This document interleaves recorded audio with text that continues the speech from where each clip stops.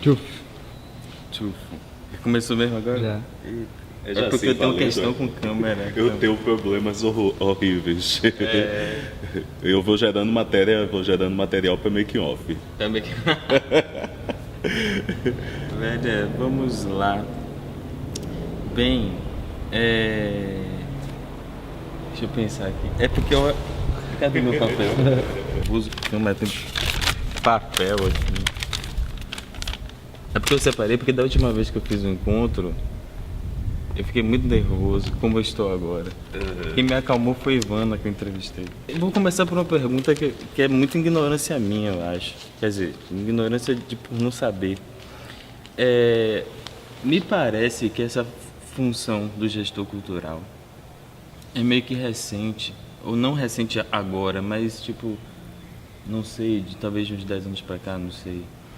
E seria, no caso, como quando se fala de gestor cultural aqui na Bahia, fala muito de espaços ligados ao município ou ao estado, né? Seria o gestor cultural dos espaços culturais, seria a junção do diretor administrativo com o diretor artístico do espaço?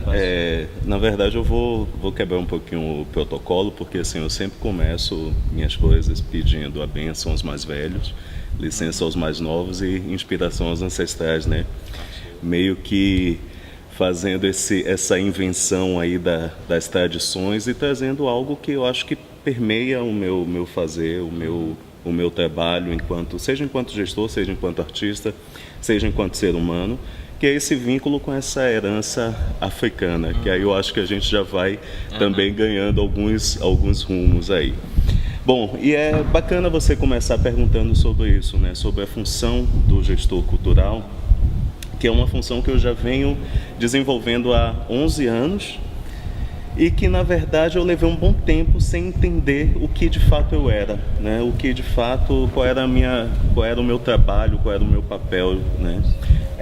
É muito recente, eu acho que as literaturas falam aí, aqui no Brasil, talvez da década de 90 para cá, né, dessa função do gestor cultural. Tem uma professora mineira, a Maria Helena Cunha, que pesquisa, que fala muito sobre isso, né, e que a gente ainda não se entende, não se sabe bem o que é o gestor cultural, porque é um misto de várias coisas. Não só os espaços culturais demandam essa função do gestor cultural, mas também os projetos. Eu acho que a gente precisa entender que os projetos necessitam também dessa figura que não é o produtor, que não é apenas o produtor, mas que tem esse olhar da gestão, que envolve, como você trouxe, que envolve gerenciamento, e aí o gerenciamento vem num lugar muito amplo. Gerenciamento de material, gerenciamento de pessoas, gerenciamento de recursos, gerenciamento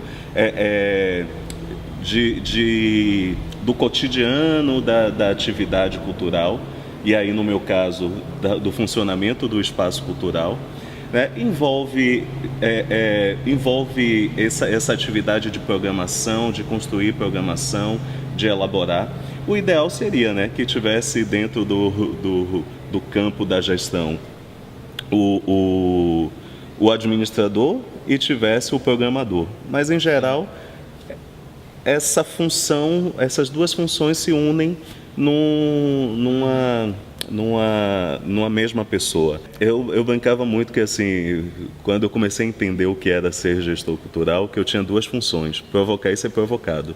Que o tempo todo esse lugar da gestão cultural coloca a gente nesse papel, né, assim, de provocar a sociedade, de provocar os artistas, de provocar os produtores, mas também de ser provocado por eles, né? Então, como a gente consegue pensar esse lugar da administração, que é um lugar mais rígido, mais seco, mais duro, com essa leveza que precisa ter, por exemplo, na construção de uma programação, na construção de uma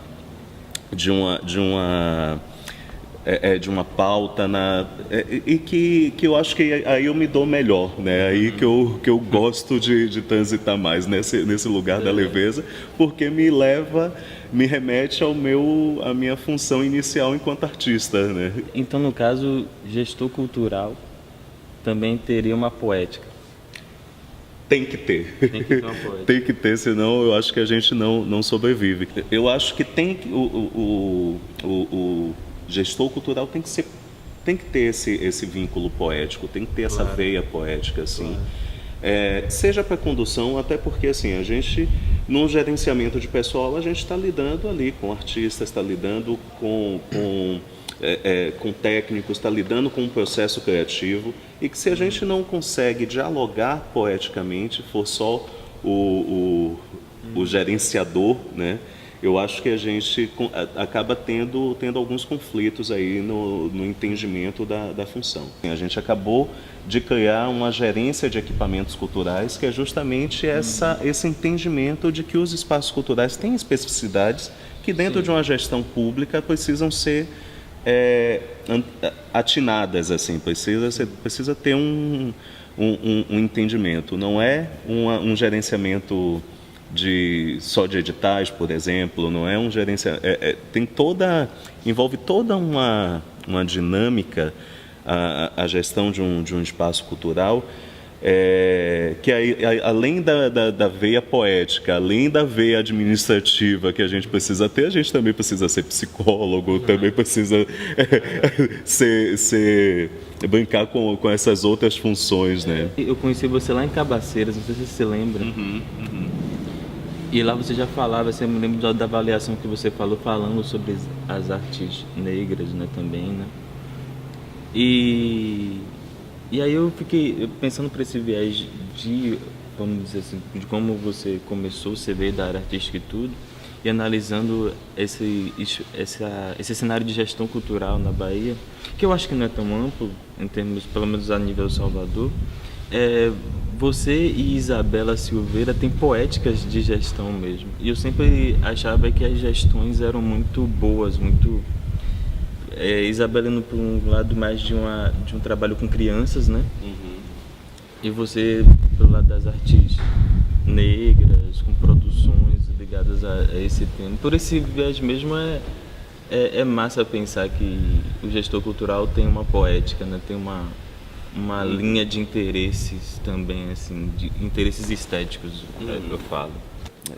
Tem um autor que fala sobre a experiência, que a experiência é aquilo que nos passa, né? Então, eu acho que essa minha experiência enquanto gestor traz à tona assuntos que me passam, que de alguma forma me passam, me perpassam, me atravessam. Então, é inevitável que questões negras estejam nessa elaboração dessa minha poética de gestão. É inevitável que questões LGBTs estejam nessa minha poética, que as questões de gênero estejam nessa minha poética, né? Já que a minha formação familiar vem de uma base feminina muito forte, né? Então, eu acho que são construções que enquanto gestor, eu não me privo de trazer à tona. E é bacana você trazer a Isabela, né, essa comparação com a Isabela, que a gente sempre discutia, né, enquanto éramos colegas, assim, ela no Xisto, eu no Solar Boa Vista, de que nós, enquanto coordenadores daqueles espaços, não éramos uma coisa que Isabela chamava de mordomo de pauta. Não adianta chegar e você tem tal dia disponível. Não, vamos entender qual é essa proposta, onde é que ela se encaixa, como é que a gente pode construir. A gente tem que pensar o todo do espaço, né? Tem que pensar nesse diálogo com o público. Assim, eu tenho feito algumas provocações nas redes sociais justamente sobre o fazer da gestão cultural, sobre o fazer da produção cultural. E uma das questões que assim, teve uma repercussão imensa é sobre o público, né? A gente precisa dialogar com o público, a gente precisa se questionar sobre o público. Quem é o nosso público? Assim, o que é que esse público quer e que eu tenho que correr atrás para poder oferecer?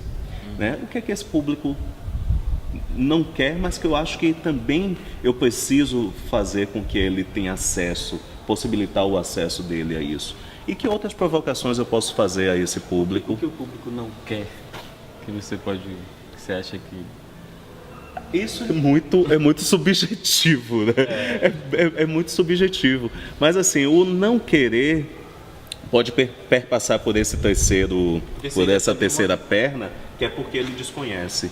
Mas pode ser também um lugar de já conhece e tem a sua escolha, né? Só que assim, enquanto gestor, eu acho que eu preciso também disponibilizar o acesso a isso. Não necessariamente obrigá-lo a consumir ou a fruir aquilo que é oferecido, né? Mas eu acho que assim, tem que estar disponível. Quando a gente fala assim, tipo, esse público que não sabe o que quer por desconhecer, talvez a gente esteja falando de uma invenção. De uma invenção desse público para determinadas coisas desconhecidas. Você está entendendo? Sim, sim. Por aí. Na verdade, eu acho que tem uma questão que assim, tem público para tudo. Tudo que a gente produzir, a gente vai ter público, né? A grande questão, e eu acho que é uma dificuldade que ainda se tem, e aí eu na minha função de gestor, eu também acabo sendo pedagógico, né? Porque assim, uma das perguntas que eu faço para as produções quando me perguntam, tem pauta aí? Sim, qual é o seu público? Para que público você pretende oferecer o seu trabalho? Como você pretende mobilizar esse público? Eu recebo, às vezes, umas respostas que eu percebo que estão... Porque esse cara, só para me dizer se tem pauta ou não, quer saber quem é meu público. E as respostas, às vezes, vêm com muito desleixo. Meu público, meu espetáculo é para a cidade inteira. Não. Seu espetáculo tem uma temática que interessa mais a uma a um determinado segmento.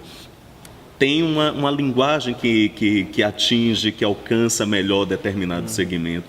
Não quero que fique parecendo que o meu discurso é de que o artista, a partir de agora, precisa produzir o que o público... Não é isso, né? Mas assim, produzindo o que não quer, produzindo o que ele não conhece, que estratégias a gente vai traçar? Claro. E aí vem outras áreas, né? Aí vem a área... talvez do marketing, que a gente precise ainda se apropriar disso, né? Vem a área da comunicação, que a gente precisa se apropriar disso, né? Vem a área, às vezes, de um processo de sensibilização que não é, que nem o marketing consegue, que às vezes é da psicologia, né? Ser gestor cultural no Brasil, né? Ser gestor cultural na Bahia, em Salvador, tem especificidades, né? Não adianta a gente entender que o gestor vai... que o meu trabalho desenvolvido lá no Solar Boa Vista eu vou simplesmente replicar para o meu trabalho que eu venho realizando aqui no Gregório e no Barroquinha, que são esferas diferentes. Tem um lugar do experimentalismo também nesse lugar da gestão cultural. E aqui, quando eu cheguei no Barroquinha, já tinha um perfil definido, né, estabelecido, que talvez precisasse de alguns ajustes, assim, ou de algumas amplitudes, né? Então, assim, uma das coisas que quando eu cheguei, eu já comecei falando no Barroquinha, é que é um espaço, ele é um espaço das culturas negras, falando no plural, né?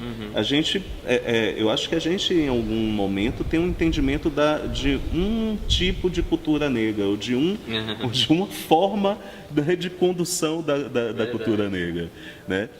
E aqui a minha proposta, já que diversidade tem sido um dos elementos que também passa por essa minha construção enquanto gestor, eu não posso falar de cultura negra, da cultura negra. Eu preciso falar das culturas negras. Né? Trazer esse lugar de um artista que não necessariamente de um artista negro que não necessariamente vai fazer seu trabalho relacionado às negritudes. Qual é a sua questão, a sua crítica aos editais que você falou? de fato, é uma forma de democratização, é uma forma de você possibilitar uma maior democratização de acesso aos recursos da cultura. Por outro lado, a minha crítica está vindo muito a padronização dos formatos que vêm sendo apresentados. Pelo menos nos espaços, talvez em outras áreas, né, tenha outras conduções, mas o que eu tenho recebido de proposta de projetos aprovados por editais é tudo muito dentro de um quadradinho, assim, tudo muito... o formato é sempre o mesmo. Se é teatro, são 8 apresentações, porque aí concorre com o Braskem e fim de papo. Né? Se é dança, são 2 apresentações, porque a mobilização de público para dança... de dança menos temporada? É mais curta, geralmente é mais curta. Porque, assim, se a gente reclama de público para teatro, tem outras linguagens que eu acho que a dificuldade ainda é maior de mobilização. Não é porque o espetáculo está pago, porque a produção está paga, né, que a bilheteria não precise acontecer, né? Ou que o entendimento que a distribuição gratuita de ingressos, isso vai atrair público, né? Então são várias questões que eu acho que o edital acabou colocando um lugar tirando um lugar que contribuía para a produção. Lembrando lá do meu tempo publicitário, né?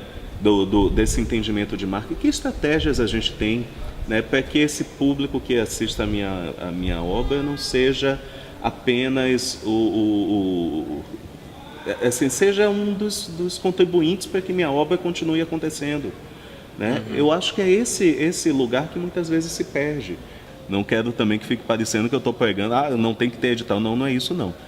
Eu acho que tem que ter o edital, sim, mas a gente precisa reformular esse entendimento dos editais, da formulação dos editais, e o que a gente está propondo também para os editais. Eu acho que é isso, né?